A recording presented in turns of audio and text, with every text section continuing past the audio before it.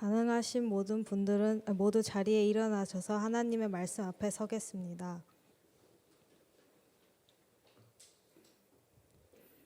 오늘 우리에게 주시는 하나님의 말씀은 마가복음 10장 23절에서 31절까지입니다. 제가 가진 성경으로 신약 성경 71면에 있습니다.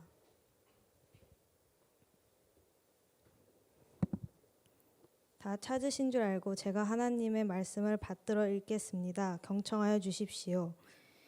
예수께서 둘러보시고 제자들에게 이르시되 재물이 있는 자는 하나님의 나라에 들어가기가 심히 어렵도다 하시니 제자들이 그 말씀에 놀라는지라. 예수께서 다시 대답하여 이르시되 얘들아, 하나님의 나라에 들어가기가 얼마나 어려운지 낙타가 바늘기로 나가는 것이 부자가 하나님의 나라에 들어가는 것보다 쉬우니라 하시니 제자들이 매우 놀라 서로 말하되 그런즉 누가 구원을 얻을 수 있는가 하니 예수께서 그들을 보시며 이르시되 사람으로는 할 수 없으되 하나님으로는 그렇지 아니하니 하나님으로서는 다 하실 수 있으니라. 베드로가 여짜와 이르되 보소서, 우리가 모든 것을 버리고 주를 따랐나이다.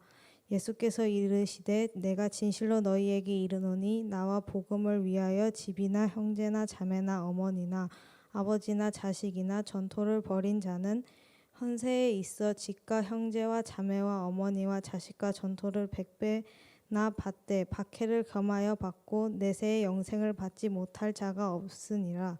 그러나 먼저 된 자로서 나중되고 나중된 자로서 먼저 될 자가 많으니라. 아멘. 오늘 이 말씀 통해 하나님께서 은혜 주시기를 원합니다.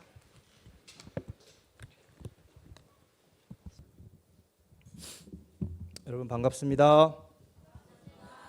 여러분 오늘은 무슨 날인 줄 알아요? 에? 다시 말씀해 주시면 안 돼요? 사순절. 네, 맞습니다. 지난주에 제가 지지난주에 동일한 질문을 했었죠. 그냥 주일이라고 이렇게 넘어갔는데 오늘은 정말 저에게는 특별한 날입니다. 제가 일산 충신교회 온 지 1년 됐습니다. 그래서 박수를 유도한 건 아니고 하나님. 제가 작년 3월 둘째 주에 여기에 첫 인사를 했었는데 오늘 벌써 이제 3월 둘째 주에서 1년이 지났습니다. 시간이 얼마나 빨리 가는지 모르겠습니다. 반갑습니다. 오늘 설교 제목 보면 전도사님 또 드라마 얘기하시겠다, 이제 이렇게 다 감을 잡았을 거라고 생각을 합니다. 여러분들 드라마 좋아하시죠? 안 좋아해도 지금은 좋아해야 됩니다. 저도 드라마를 좋아는 하지만 드라마를 잘 보지는 않습니다. 사실 거의 보지는 않습니다. 왜냐하면 시간을 만들기 어렵다는 것입니다. 보통 드라마가 한 주에 2회 이렇게 해서 짧게는 6부작, 길게는 16부작. 저 초등학교 때는 막 64부작도 나오고 그랬었는데 요즘은 어떤지 잘 모르겠어요. 아무튼 그 한 주에 두 회를 보고 또 한 주 지나서 또 2회를 보고 이렇게 차곡차곡 쌓아서 자그마치 보통 2달이 걸려서 그 한 드라마의 마지막을 볼 수 있는 그런 시간들. 그래서 한 주마다 그 다음 회를 기다리는 그 기다림의 시간이 싫어서 제가 드라마를 자주 보진 않았습니다. 근데 요즘은 좀 시대가 많이 달라졌죠. OTT 서비스가 이제 제공되면서 우리가 원하는 때에 드라마의 시작부터 시작해서 끝까지 마음 잡고 하루면 거의 대부분의 드라마를 볼 수 있는 그런 시대를 때문에 자세한 스토리는 모릅니다. 계속 모르는 상태로 유지하려고 합니다. 그리고 응답하라 1988 같은 경우에는 제가 전에 일했던 부서에서 그 선배 간사님께서 너무 재밌다고 틈틈이 저 짤을 유튜브를 계속 보시더라고요. 그래서 저에게 강제적으로 이거 봐라 해서 제가 짤을 본 것만 해도 한 10개가 넘는 것 같아요. 그래서 그걸 보면서 저도 저 시대 사람이라서 이렇게 향수가 막 느껴지더라고요. 그래서 저것도 시간 되면 반드시 꼭 봐야겠다, 이제 그런 생각들을 했었습니다. 그리고 오늘 마지막 그 작품으로 나의 해방일지라는 작품입니다. 저 작가가 나의 아저씨와 동일한 작가인 걸 뭐 보신 분들 다 알고 있을 거라고 생각을 합니다. 손석구 그리고 김지원 배우가 저기에서 굉장히 열연을 했었고 또 아주 명대사도 남기고 해서 대한민국 대부분의 청년들은 저 작품을 알고 또 그 대사도 알고 있을 거라고 좀 생각을 합니다. 자, 드라마의 길이가 뭐 4부작이든 20부작이든 요즘은 그 뭐 크리에이터들이 다 30분이든 1시간으로 다 줄여가지고 그 드라마의 뭐 처음부터 끝까지 다 알려주지 않습니까? 그래서 오늘 성경 본문을 보면서 이 드라마 제목이 딱 생각이 났어요. 그래서 드라마 제목은 알고 있는데 내용을 제가 모르잖아요. 그래서 그 크리에이터의 힘을 빌려서 한 1시간 정도 이게 무슨 내용인가 이렇게 쭉 이렇게 살펴봤습니다. 그러니까 정말 자세하게 그 전편을 다 보고 싶다는 생각을 하게 되었습니다. 제가 어쩌면 이 스토리를 얘기하는 것보다 여러분들이 더 잘 알고 있기 때문에 저는 스토리를 자세하게 얘기하지 않겠습니다. 왠지 실수할 것 같습니다. 대충 봤기 때문에. 대략적으로 제가 봤던 것을 축약해서 얘기하자면 등장인물 모든 사람을 특별히 4명의 캐릭터에게 그 인생에 있어서 해방을 필요로 한다고 보았습니다. 묶여있는 외부 환경으로 작가가 표현할 때 경기도의 시골진 곳으로 저 남매의 집을 설정을 하고 모두가 출근을 서울로 하지 않습니까? 그래서 대부분의 시간을 일하는 시간 대부분을 또 경기도로 왔다 갔다 하는 교통난에 의해서 길에서 대부분의 시간을 소비하는 그런 남매의 삶으로 제안을 했습니다. 또한 각자의 과거의 대인관계의 문제를 인해서 과거에 묶여서 현재의 삶을 살아가지 못하는 그러한 공통점으로도 작가는 캐릭터들을 설정을 했습니다.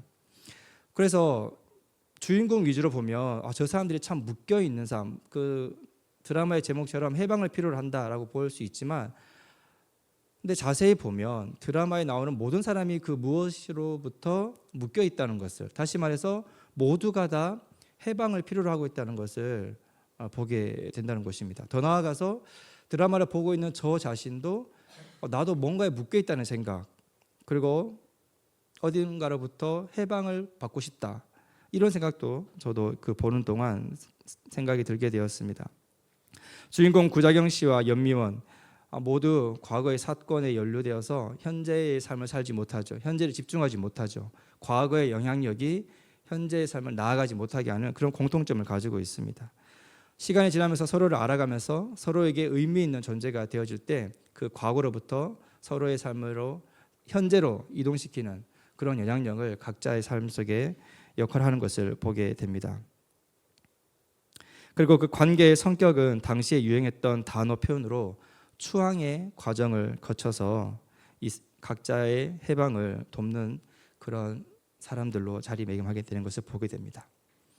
다시 오늘 성경 말씀으로 돌아와서 우리가 복음서를 만약에 제자 중심으로 읽어본다면 마태복음, 마가복음, 누가복음, 요한복음 이 4복음서를 철저하게 제자의 시각으로 제자의 관점으로 읽어본다면 말 그대로 제자들 각자의 나의 해방일지가 될 수 있겠다, 그런 생각들을 해보게 되었습니다. 예수님의 제자들이 그 시대상에서 아주 별 볼 일 없는 갈릴리 지역에서 부름 받아서 예수님을 쫓는 삶을 통하여서 이제까지는 특별함 없는 반복되는 나날의 연속에서 예수님을 따름으로 인해서 날마다 흥미진진한 그 삶을 살아가는 그 삶의 여정, 그것이 과거로부터 자신들의 사명을 발견하게 하고 해방으로 나아가게 한다는 것이 공통된 것으로 저는 살펴보았습니다. 그래서 오늘 본문의 말씀이 제자들의 해방일지의 한 부분으로 우리가 보고 수 있겠다 생각합니다. 그래서 저는 바라기는 오늘 이 자리에 있는 여러분들이 여러분들이 드린 예배가 여러분들의 해방일지의 한 챕터로 오늘 잘 기록되기를 기대합니다. 오늘 본문은 신학적으로 아주 매우 중요한 주제를 다루고 있습니다. 바로 구원에 관한 것입니다. 어쩌면 우리에게 너무 식상하고 잘 알고 있고 더 이상 듣고 싶지 않을 만큼 너무 진부한 주제일지도 모르겠습니다. 구원을 어떻게 얻을 수 있는지 혹은 어떻게 구원이 주어지는지에 대해서 예수님께서 제자들에게 말씀하고 있는 사건입니다. 본문에서는 예수님의 가르치심에 대해서 베드로를 비롯한 제자들의 반응이 기록되어지고 있습니다. 마가가 의도적으로 예수님께서 하신 사역에 임의 배치를 통해서 전달하고자 하는 것에 대해서 우리가 신경을 써야 된다고 제가 지지난주에 말씀을 드렸는데, 오늘도 마찬가지로 그런 맥락에서 이 말씀을 볼 필요가 있습니다. 먼저 오늘 예수님께서 하신 말씀의 배경을 좀 알 필요가 있습니다. 지난주 우리 정 전도사님께서 빌립보 가이사랴에서 있었던 그 베드로의 신앙 고백을 토대로 해서 말씀을 전해 주셨는데, 사람들이 나를 누구라고 부르는지 먼저 예수님은 제자들을 점검하셨습니다. 그리고 나서 제자들은 너희들은 나를 누구로 알고 있는지에 대해서 물어보셨습니다. 베드로가 정확히 이해한 것을 정말 정확하게 표현을 했습니다. 주는 그리스도이시요 살아계신 하나님의 아들이십니다 라고 예수님이 기대했던 대답을 그대로 하셨습니다. 구약에서 오리라 한 바로 그 그리스도라는 것을 베드로가 정확하게 인지를 했습니다. 메시아 역할을 하시는 하나님께서 보내신 아들로 당신은 예수이십니다 라고 고백했습니다. 그리고 그 이후에 보인 제자들의 반응을 보면 예수가 그리스도인 것을 아는 그 지식, 그 알미 여전히 그들의 존재를 바꾸지 못하고 있다는 것을 마가는 기록하고 있습니다. 오히려 예수가 그리스도 되신다는 이 확신이 그들 안에 내재된 권력욕과 세속 야망을 분출시키는 계기가 된 것을 보게 됩니다. 예수를 통해서 세속적 야망을 성취해 가려는 제자들의 모습이 필터 없이 그대로 그려지고 있습니다. 예수에 대한 알므로 그들은 타인에게 폭력을 행사하기 시작을 했습니다. 물론 신체적으로, 물리적으로 사람들을 구타하고 때리고 그런 것을 말하는 폭력을 말하는 것이 아닙니다. 베드로는 8장에서 예수 자신의 죽음에 대해서 이야기할 때 예수님을 항변하고 붙들고 말했다고 기록하고 있습니다. 다시 말해서 예수님을 꾸짖었다고 기록하고 있습니다. 그 전까지는 베드로의 신앙 고백 이전에는 전혀 기록되어지지 않았던 베드로의 태도였습니다.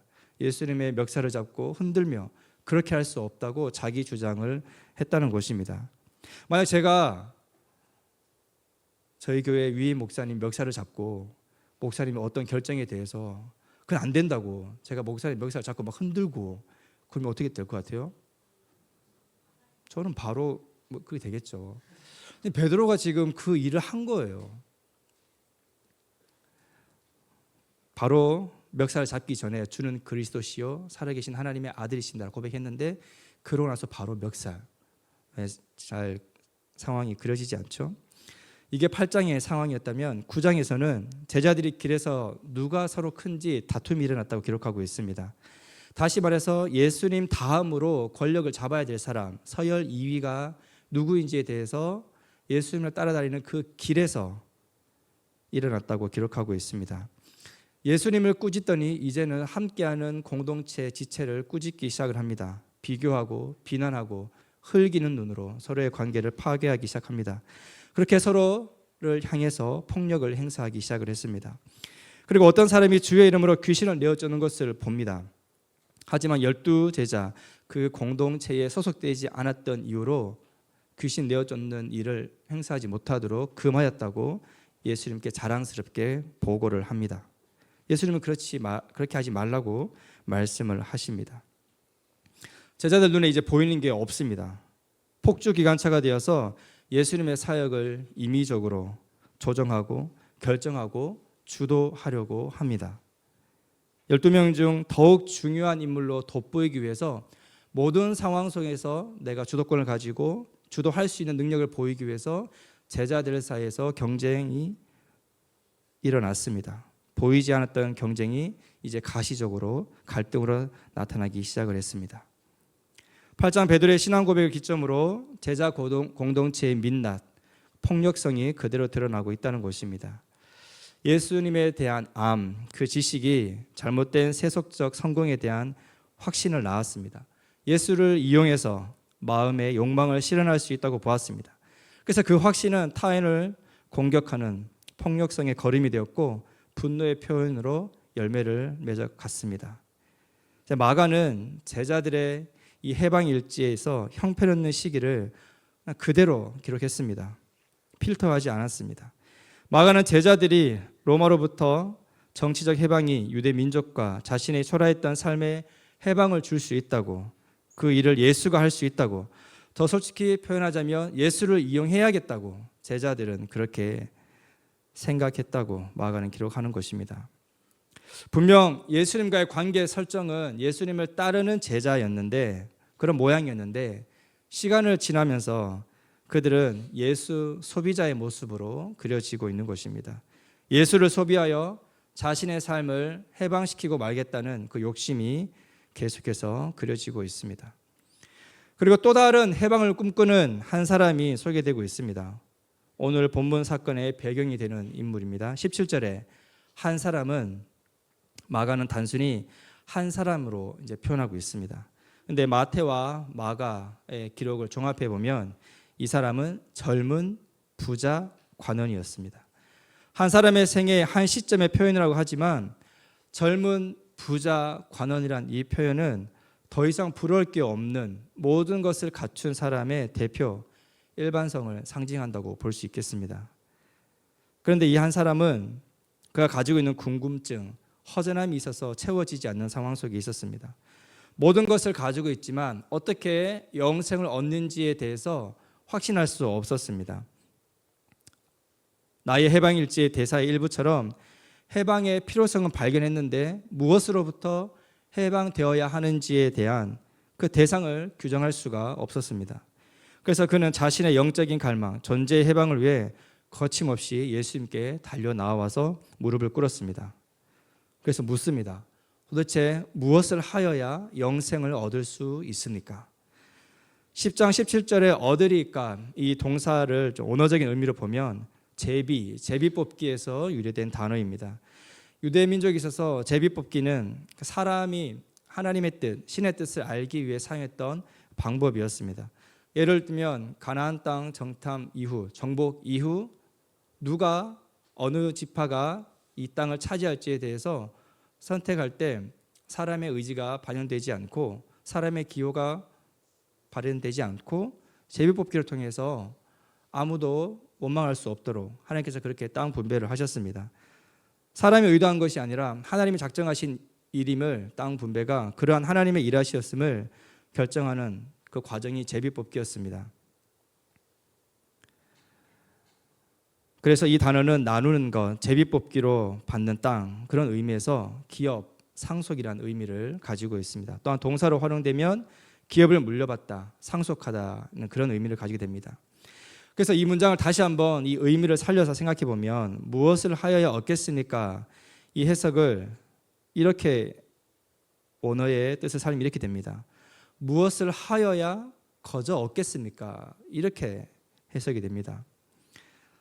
좀 더 생각해 보면 거저 얻는 것인데 무엇을 할 필요가 있는가라는 질문을 하게 되는 것입니다. 결국 이 문장은 앞뒤가 말이 되지 않습니다. 거저 얻는 것이니 무엇인가를 할 필요가 없습니다. 근데 청년은 그 거저 얻는 것을 위해서 무엇을 하여야 되는지에 대해서 예수님께 지금 묻고 있다는 것입니다.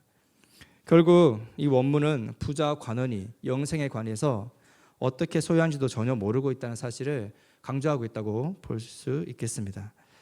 자, 이에 대한 답변으로 예수님께서는 십계명의 일부를 말씀을 하십니다.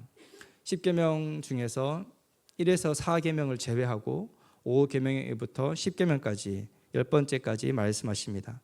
5번째부터 10번째까지는 사람과의 관계에서 발생할 수 있는 것에 관한 주제입니다. 그런데 이 명령의 동사를 보면 다 하지 말라입니다. 적극적으로 뭔가 하라라고 말씀하신 게 아니라 계명의 내용이 다 하지 말라입니다. 유일하게 5번째 계명 부모 공경과 관해서만 적극적으로 공경할 것에 대해서 이야기하지 나머지는 다 하지 말라입니다. 마가는 왜 이 10계명을 차례대로 기록을 하면서 5계명을 가장 나중에 마지막에 기록했는지 모르겠지만 여러분들도 한번 곰곰이 생각해 보십시오. 왜 부모 공경을 가장 마지막에 나열을 했는지. 어쨌든 계명을 지키는 것의 핵심은 결국 대인 관계 속에서 무엇을 하지 않는가에 초점이 맞춰져 있습니다. 하지 않는 것, 조심하는 것으로 대인 관계를 맺어가면 결국 정말 최소한의 교제만 남게 되는 것입니다. 피해를 주지 않는 것이죠. 타인을 향한 반응에 있어서 최대의 최소 반응으로 살아온 청년이었습니다. 그는 어려서부터 이 모든 것을 전부 다 지켰다고 고백합니다. 그토록 많은 것을 가진 사람이 타인과의 관계 속에서 이 모든 것을 안 하려고 하려면 얼마나 금욕주의적인 삶을 살았겠습니까? 하지 않으려고 얼마나 노력을 했겠습니까? 그리고 그의 고백은 사실이었습니다. 예수님께서 수고하시면서 책망하지 않았습니다. 하지만 이제 하지 않는 것을 자랑 삼지 말고 네가 해야 할 것이 있다고, 부족한 것이 하나 있다고 예수님께서 새로운 것을 말씀하십니다. 더 하지 않는 것이 아니라 이제는 해야 하는 것에 대해서 말씀하십니다.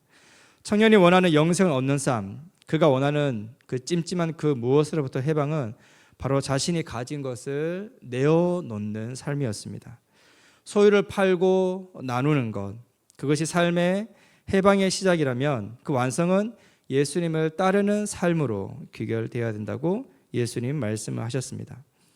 그에게 해방은 소유를 처분하는 일회성의 아름다운 결정으로 완성되는 것이 아니고 지속적으로 예수를 따르는 그 과정, 여정 속에 있을 때 그가 꿈꾸는 해방, 영생을 얻을 수 있음을 예수님께서 말씀하셨습니다. 무엇인가를 하지 않음으로 자신의 거룩을 지켜갈 수 있다고 평생 믿어온 삶이었는데 이제는 무엇인가를 함으로 자신을 해방시킬 수 있음을 예수님께서 알려주셨습니다. 예수님께서 수많은 병자를 고치시고 귀신을 내어 쫓으셨습니다. 그래서 얼마나 많은 사람이 예수님을 추앙했는지 모릅니다. 오병이어 기적 때도 10,000명이나 되는 사람이 예수님을 추앙을 했죠. 하지만 자신을 추앙하는 모든 사람에게 예수님께서 나를 따르라고 도전하지 않았습니다. 제자의 삶으로 인도하지 않았습니다.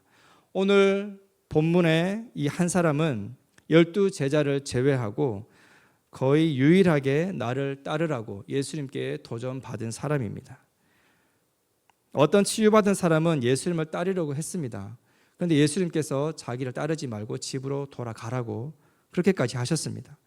이런 정황을 봤을 때에 예수님께서 12 제자가 아닌 다른 사람을 향해서 나를 따르라고 말씀하셨다는 것은 이 부자 청년 관원이 제자로서 큰 자질을 가지고 있고 가능성이 있다는 것을 예수님께서 염두에 둔 말씀이셨다는 것을 생각해 볼 수 있습니다. 근데 잘 알다시피 이 청년은 재물이 많았기 때문에 고민을 했습니다. 팔 수 없었습니다. 팔 수 없었기 때문에 줄 수 없었습니다. 줄 수 없었기 때문에 예수님을 따를 수 없었습니다. 근심하며 돌아갔다고 기록하고 있습니다. 나를 따르라는 예수님의 도전 앞에 자신이 가진 것, 소유를 내어놓지 못하는 한계를 드러내며 사라진 그 청년 부자 관원이 눈에서 사라지고 있는 그 시점, 청년이 아직 눈에 보이는 이 상황 속에서 예수님과 제자들이 나눈 대화가 바로 오늘 우리가 읽은 본문인 것입니다. 이제까지 이 본문의 배경이 되는 것을 여러분과 살펴보았습니다. 사라지는 청년 부자 관원을 모델로 재물이 있는 자는 하나님의 나라에 들어가기가 심히 어렵다는 예수님이 이렇게 말씀하셨습니다. 그 불가능의 정도가 어떠한지 예수님께서 비유를 통해 말씀하셨습니다. 낙타가 바늘기로 나가는 것이 부자가 하나님 나라에 들어가는 것보다 쉽다, 이렇게 말씀하셨습니다. 비유를 좀 더 생각해 보면 이것이 정말 어렵다는 것을 말씀하셨다는 것을 생각하게 됩니다. 예수님은 이 비유 속에서 낙타는 일단 바늘귀에 들어간 것을 성공한 것으로 간주하고 있습니다. 일단 들어갔기 때문에 나가는 것이 어렵다고 말씀하셨다는 것입니다. 들어간 상황, 그런 상태여야 나갈 수 있는 조건이 되니까 이 말씀을 이렇게 이해할 수 있다는 것입니다. 근데 부자는 나가는 것은 고사하고 아예 들어가지도 그것이 어렵다고 말씀을 하고 계십니다. 아예 거절이라는 것입니다. 어렵다는 기회조차 주어지지 않는 것입니다.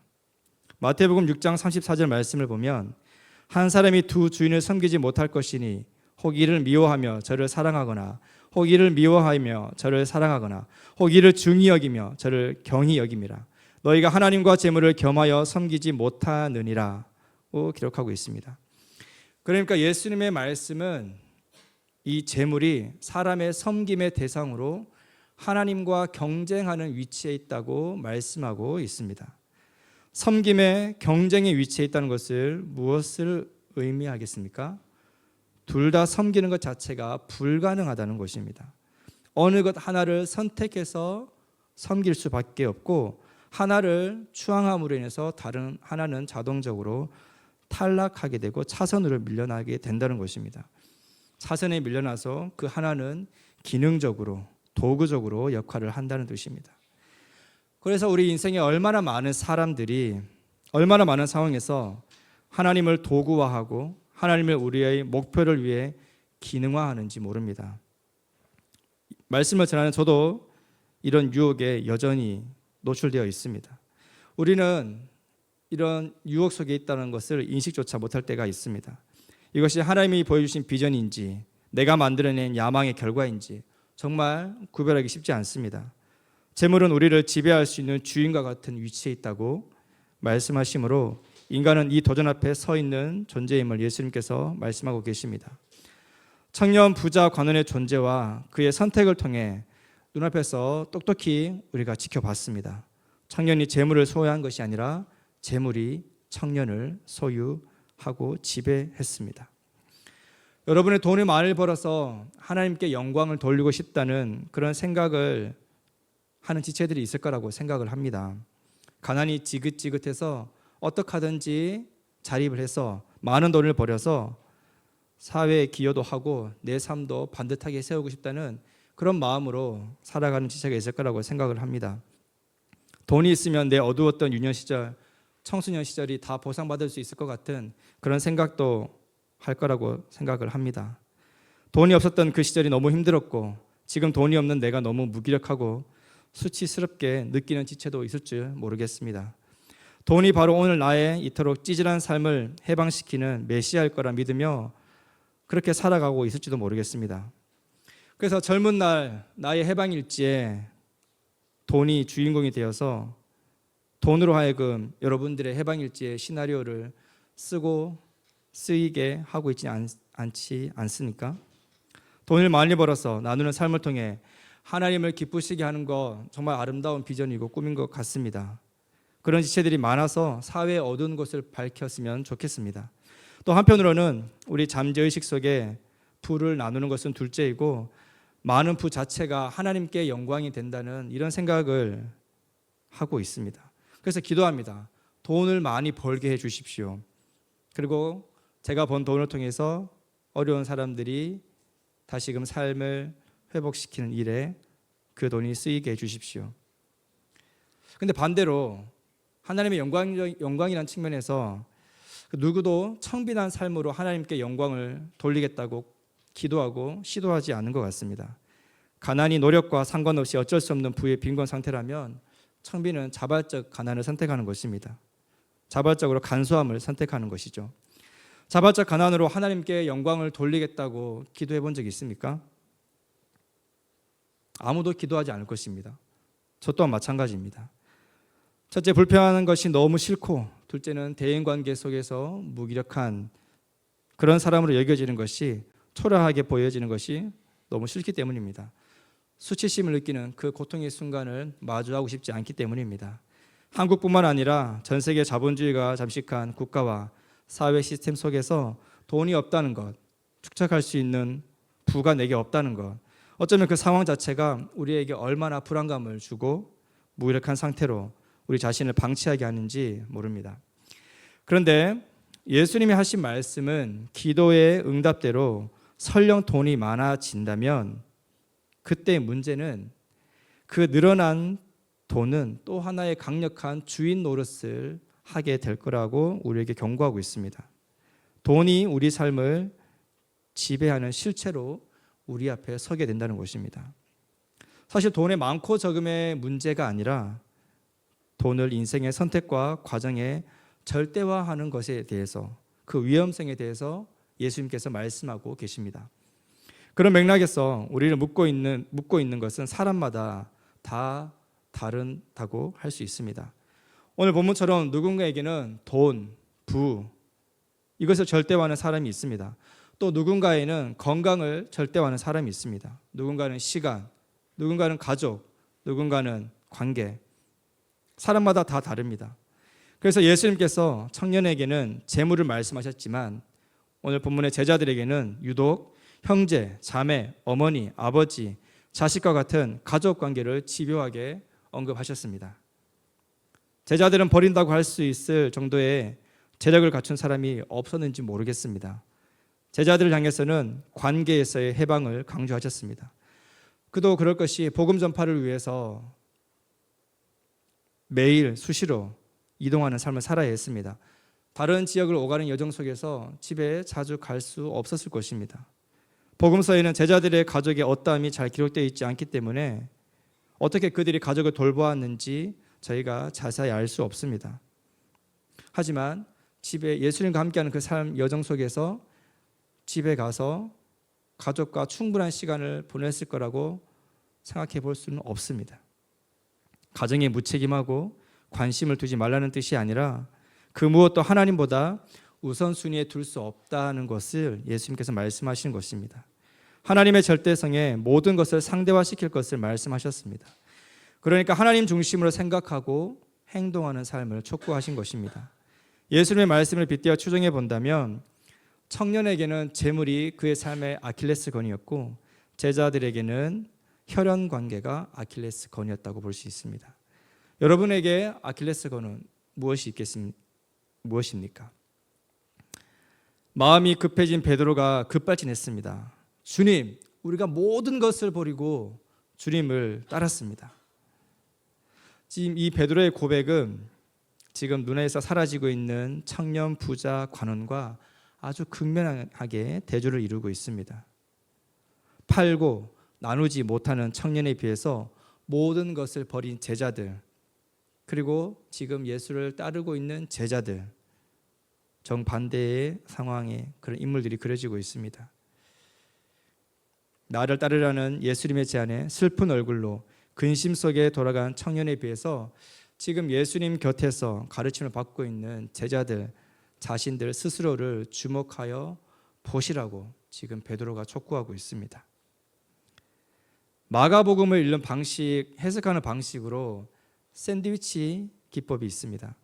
여러분 샌드위치 좋아하시죠? 저 오늘도 오전에 샌드위치를 먹었는데 샌드위치는 이제 위에 빵이 있고 아래에 빵이 있습니다. 그리고 그 빵 사이에는 뭐 야채, 햄, 그 각종 그 어떤 것 우리가 좋아하는 것 모 회사에 가면 우리가 원하는 것을 임의로 다 넣을 수 있지 않습니까?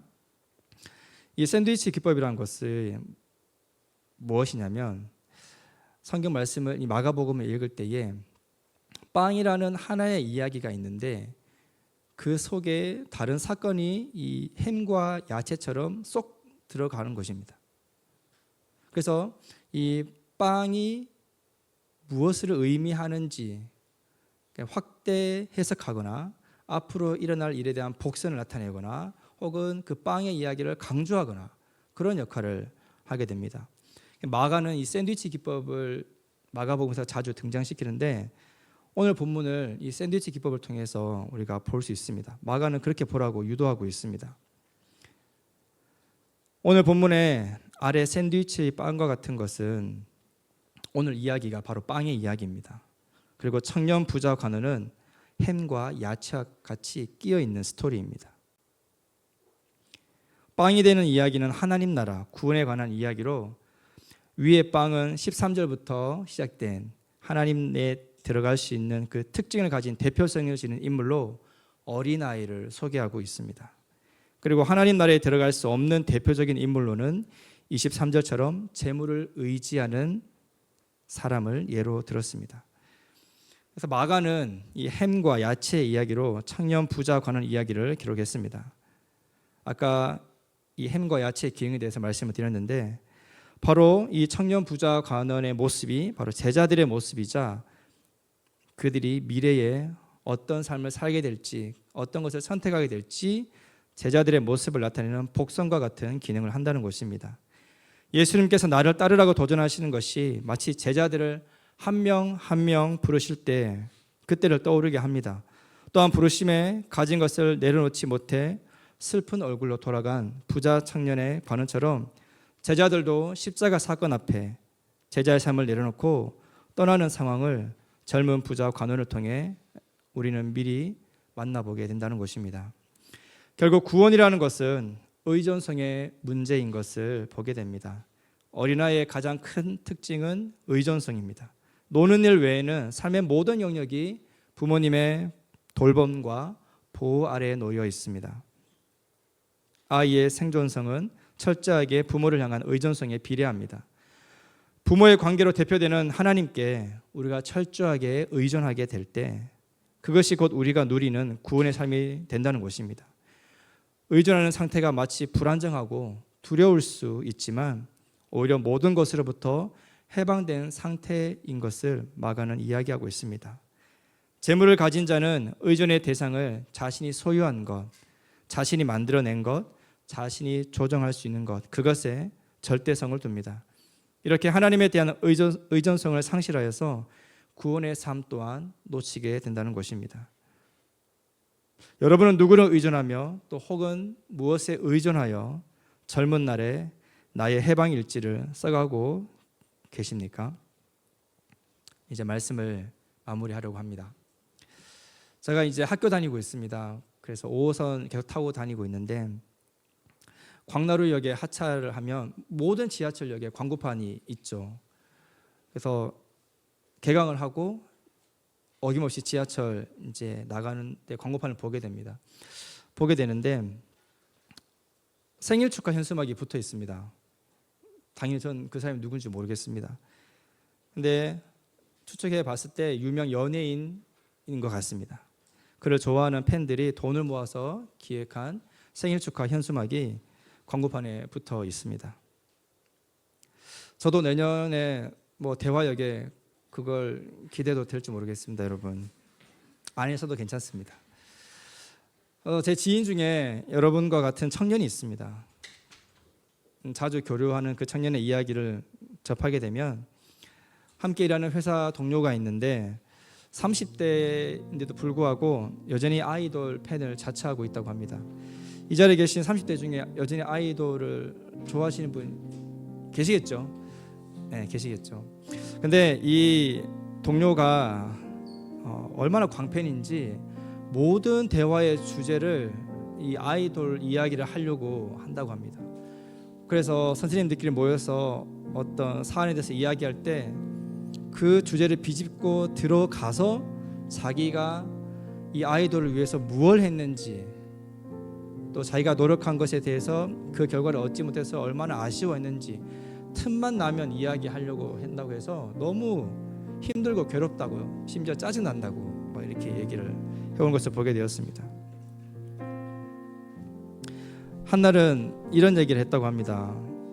토요일과 일요일에 공연이 서울에서 2번 있는데 그 2개 중에 하나밖에 예매하지 못해서 너무 아쉽다고 그렇게 얘기했다고 했습니다.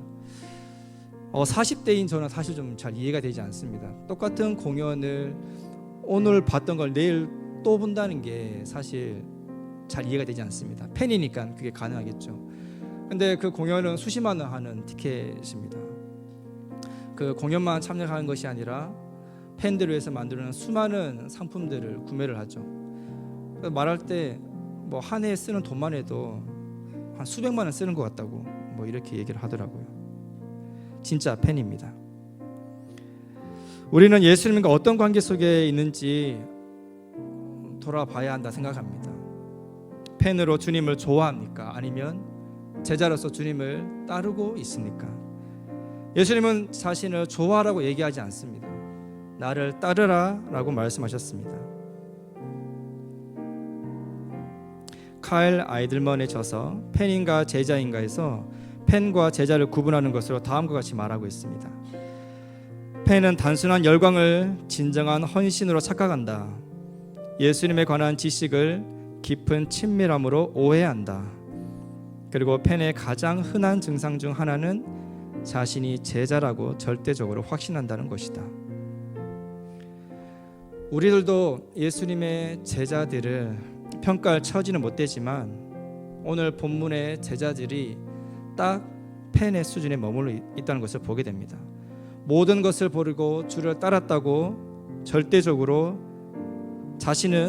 우리는 예수님의 제자라고 확신에 차 있었지만 마가는 청년 부자의 모습을 통해서 대신 대답했습니다. 슬픈 기색을 띠고 근심하며 가니라. 12제자는 여전히 스스로 제자라고 부르지만 여전히 펜으로서 예수님을 따르고 있다고, 딱 그 수준이라고 이야기하고 있다는 것입니다. 제자의 분명한 증거는 손해를 감수하는 것입니다. 내가 소중하게 여기는 가치에 대해서 손해를 보면서까지 주님을 기꺼이 선택한 삶의 여정이 있는지를 그 여부에 따라서 제자인가 팬인가가 갈리게 됩니다. 그리고 우리 모두를 향해 주님은 제자로 살라고 도전하십니다. 예수님을 팬으로 쫓아가는 삶에 대한 마지막에 대한 말씀은 이와 같습니다. 이 무익한 종을 바깥 어두운 데로 내어 쫓으라. 거기서 슬피 울며 이를 갈미 있으리라 하니라. 팬은 관계가 없습니다. 일방적인 관계에 머물게 된다는 것을 기억하십시오. 사복음서에서 예수님께서 하신 말씀 중 나를 믿으라라고 하신 경우는, 그 번역 그대로 나를 믿으라고 하신 말씀은 2차례밖에 없습니다. 기독교는 믿음의 종교이고 구원을 위해서 믿음은 너무나도 중요합니다. 나를 믿으라고 말씀하신 건 2번밖에 없습니다. 그런데 예수님께서 나를 따르라라고 하신 말씀은 12번이나 기록되고 있습니다. 무슨 말입니까? 지적으로 인정하고 아는 그 믿음의 수준에 머물지 말고 그 믿음을 활용해서 예수가 사시는 삶을 그대로 살라고 도전하시는 것입니다. 언제까지 피상적인 관계로 예수님을 아는 것으로 만족하지 말라는 것입니다. 그때는 슬피 울며 이를 갈미 있다고 말씀하시는 것입니다. 그것으로 여러분의 삶 가운데 해방이 일어나지 않습니다. 안다고 해서 해방이 되지 않습니다. 아니, 오히려 더 혼란스러울 뿐입니다. 믿는 것 같은데 여전히 삶에서 무엇 하나 해방되는 경험이 없기 때문입니다. 예수님께서 당신의 삶을 여러분 각자의 해방일지는 세상 스펙으로 주어지는 것이 아니라 하나님을 우선순위로 두는 그 손해보는 제자의 삶을 살 때 진정한 해방, 그것을 경험한다고 이루어진다는 것을 여러분 기억하십시오. 이 시간 함께 기도하도록 하겠습니다. 하나님을 아는 지식 중요합니다. 그 지식, 진정한 삶의 세계로 체득되게 하는 것은 철저한 순종을 필요로 합니다. 오늘 본문의 사건처럼 예수님을 따름에 기존 내가 소중하게 여기는 것을 절대적으로 상대화시키는 과정을 통해 우리는 해방을 경험할 수 있습니다. 여전히 이것만큼은 내 손에서 놓을 수 없다고 생각하는 것이 있다면 버려야 합니다. 절대적으로 상대화시켜서 그것이 나에게서 떠나고 진정한 해방의 경험을 맛보아야 합니다. 언제까지 펜으로 살아갈 수 없습니다. 단순히 아는 것으로 그치는 삶, 그것에 머물러서는 안 되겠습니다.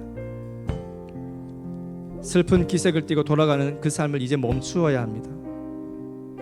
이 시간 기도할 때 하나님 아버지, 단순한 알매 수준에서 단순 믿는 수준에 만족하지 않고 주께서 살아가셨던 그 삶, 나를 따르라는 그 명령 앞에 우리가 순종하고 반응하는 인생 될 수 있도록 우리를 사용해 주옵소서.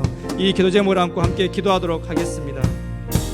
하나님 아버지, 우리를 부르심을 감사합니다. 우리에게 기회를 허락하여 주신 것을 감사합니다. 하나님, 오늘 우리에게 단순한 믿음을 뛰어넘어서 주님을 따르는 삶으로 도전하고 계시는 이 부르심에 반응하기를 소망합니다. 우리가 붙잡고 있는 세상의 기준들 내려놓기를 소망합니다. 말씀이 전해지고 있지만 여전히 내가 사로잡힌 것이 무엇인지 깨닫지 못하고 있는 지들이 있습니까? 하나님, 깨달음의 영으로 함께하여 주옵소서. 성령님께서 이 시간 역사하여 주시길 기도하고 소망할 때에 우리를 붙들고 있는 모든 것으로부터 우리가 자유케 되어지길 소망합니다. 진정 우리를 자유케 하시고 해방시키는 예수 그리스도의 그 복음이 우리의 삶을 새롭게 하고 우리의 전 존재를 새롭게 하여서 그리스도를 닮아감으로 이 세상 가운데 기여하는 삶으로 하나님께 드려지는 예배자의 삶으로 살아갈 수 있도록 하나님 우리를 주장하여 주시기를 부탁드리옵니다. 하나님, 더 이상 팬으로 살아가고 싶지 않습니다. 단순히 나 혼자 좋아하는 그곳으로 끝나는 삶을 살아가고 있지 않습니다.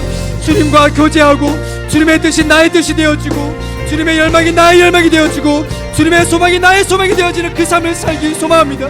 주님의 마음이 나의 마음 되어지길 소망하고 주님의 관점이 나의 관점이 되어지기 원하고 주님의 손이 머무는 곳에 나의 손이 머물기 원하고 주님이 가시는 곳에 나도 가기를 원합니다. 하나님, 이렇도록 주님과 내가 일치가 되는 삶을 살아가기를 소망합니다. 하나님 아버지, 슬피 울며 이를 갈미 있으리라 심판의 말씀이 놓이지 않는 그러한 삶 되게 하여 주옵소서. 더 이상 하지 않는 것에 만족하는 삶인 것이 아니라 우리에게 하라고 말씀하신 그 말씀을 순종하고 이행하는 삶을 살아갈 수 있도록 하나님 우리를 주장하여 주고 붙들어 주옵소서. 청년들을 일으켜 세워 주옵소서.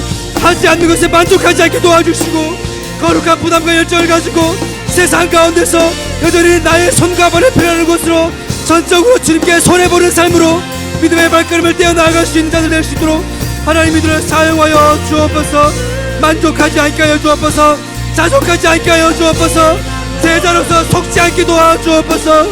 내 삶을 말씀 앞에 그리스도의 삶에 비추어서 하나님 날마다 내 자신의 말씀에 비추어 삶을 살아갈 수 있도록 인도하여 주시길 간절히 기도하고 소망합니다. 하나님 아버지, 우리 모두가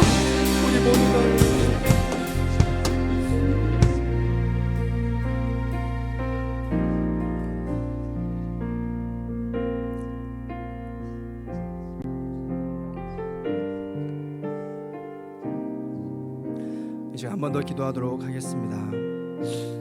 주님께서 우리를 해방시키실 것입니다. 말씀을 통하여서 우리를 변화시킬 것입니다. 그리고 그 가정 가운데 하나님의 말씀과 더불어 이 공동체를 사용할 것입니다. 공동체를 통하여서 여러분의 삶에 침투하실 것입니다. 여러분의 마음을 여시고 나에게로 침투하는 공동체 한 사람 한 사람을 받아들이십시오. 마음의 문을 여십시오. 더 이상 닫힌 것으로 나의 삶을 닫음으로 나누지 않음으로 서로의 삶을 침투하지 않음으로 나 홀로 하지 않는 신앙이 머물고 있었다면 이제는 하셔야 됩니다. 이제는 서로의 삶으로 침투해야 됩니다. 성령께서 사용하시는 각자의 삶 속에서 공동체를 부르신 하나님의 부르심 따라 한 사람 한 사람의 삶으로 그리스도의 말씀을 가지고 서로를 침투하는 삶을 살아가야 합니다. 그때 우리의 삶의 해방이 이루어지는 것입니다. 이 시간 기도할 때 하나님 우리에게 용기를 주십시오. 서로의 삶을 돌아볼 수 있고 관심을 가질 수 있고 격려할 수 있고 때로는 잘못한 것에 대해서 따끔하게 주님의 말씀을 전할 수 있는 그러한 관계까지 나아가게 해주십시오.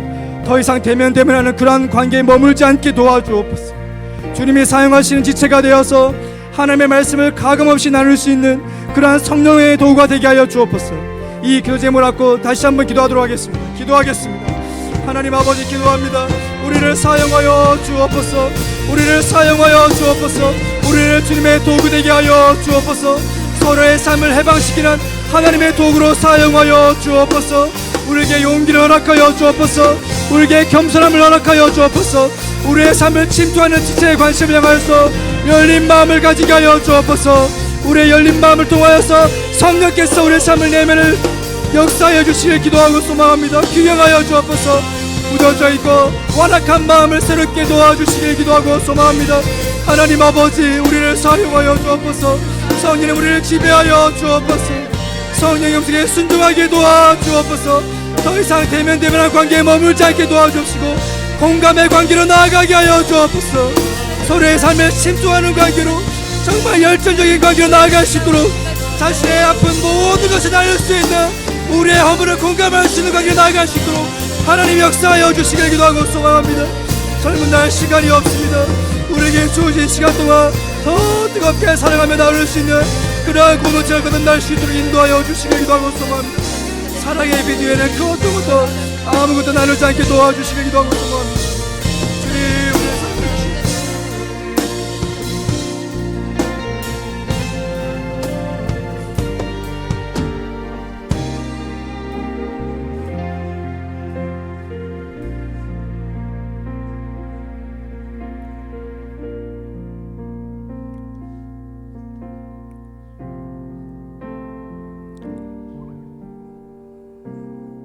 제자 공동체가 베드로의 신앙 고백을 기준으로 하여서 그들이 가지고 있는 신앙의 확신이 서로를 향해 폭력성을 드러냈다는 것을 하나님 오늘 말씀을 통해서 우리가 보았습니다. 내가 가진 신앙의 연수, 내가 가진 신앙의 경험, 내가 가진 신앙의 연륜, 내가 가진 신앙의 스펙들, 주님, 그것이 이 공동체에 누군가에게 폭력으로 작용되고 있지는 않습니까? 나는 의도하지 않았는지 모르지만 본의 아니게 그렇게 표현되고 있지는 않습니까?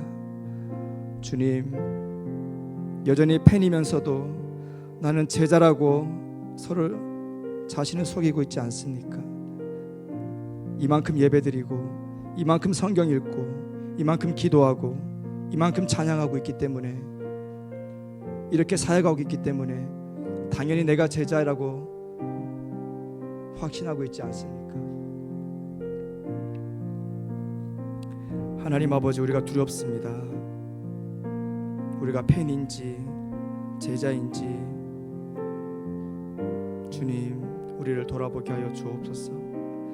이 공동체가 팬에 머물지 않게 해주시고 모두가 다 제자가 되어서 서로의 얻었던 과거를 해방시키는 각자의 해방일지의 한 인물로 기록되는 공동체로 서로에게 헌신하는 공동체가 되도록 이들을 사용해 주옵소서.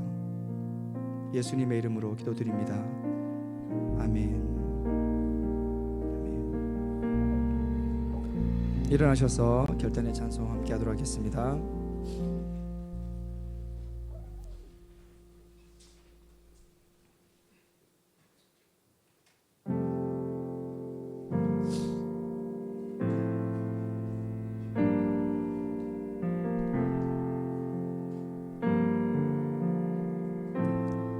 우리는 하나님의 자녀, 우리는 하나님의 자녀,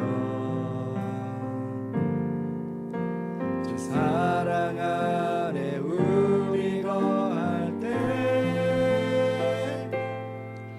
주님 나를 사랑하신 것 같이 우리도 서로 사랑할 수 있네. 우리는 주의 몸된 교회,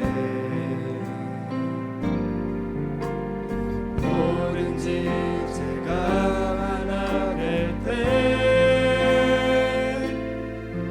예수님의 마음을 닮아가며 고통과 즐거움 함께 나누네. 하나님 안에서 우리 서로 이어져 주가 거하실 성전이 되네. 모퉁이 돌 대신 예수와 하나 되게 하신 성령 안에 함께 지어져 가네. 하나님 안에서 우리 서로 이어져 주가 거하실 성전이 되네. 모퉁이 돌 대신 예수와 하나 되게 하신 성령 안에 함께 지어져 가네. 모퉁이 돌 대신 예수와 하나 되게 하신 성령 안에 함께 지어져 가네. 하나님께 감사의 박수를 드리겠습니다.